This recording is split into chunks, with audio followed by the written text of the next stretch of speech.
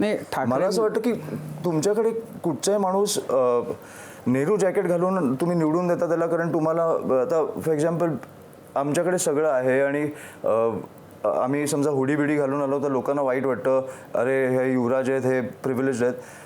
मग आता जो स्कॅम झाला आणि मग ते लगेच त्याला क्लीन चिट मिळाली. किती 1000 कोटीचा होता तो? पार्थचा, हां. किती 1000 कोटीचा होता तो?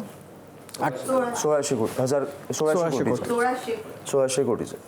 हे पैसे कुठून आले? हे कोणाचे आहेत? बरं, आम्ही जे कमवले ते आमच्या व्यवसायाने कमवले, आमची सत्ता पण नव्हती. नाशिकमध्ये जेव्हा सत्ता होती तेव्हा शून्य भ्रष्टाचाराचे आरोप झाले.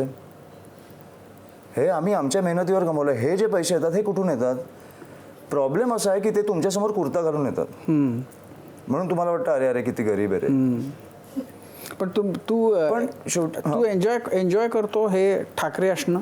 ऑफकोर्स. नाही, पण त्याच्यामुळं एक म्हणून मी स्वतःला नशीबवान पण मानतो की मी ह्या घराण्यात आलो, कारण केवढी मोठी लेगेसी आहे.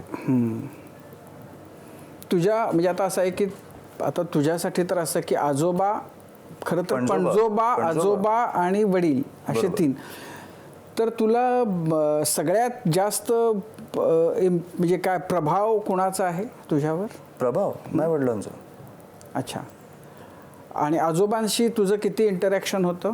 खूप कमी झालं, कारण मी लहानपणी त्यांच्या घरी जायचो आणि म्हणजे ते खूप पॉलिटिकल नव्हतं कधीच. म्हणजे माझे आज्या काय आहेत ते मला खूप लेट कळायला लागलं.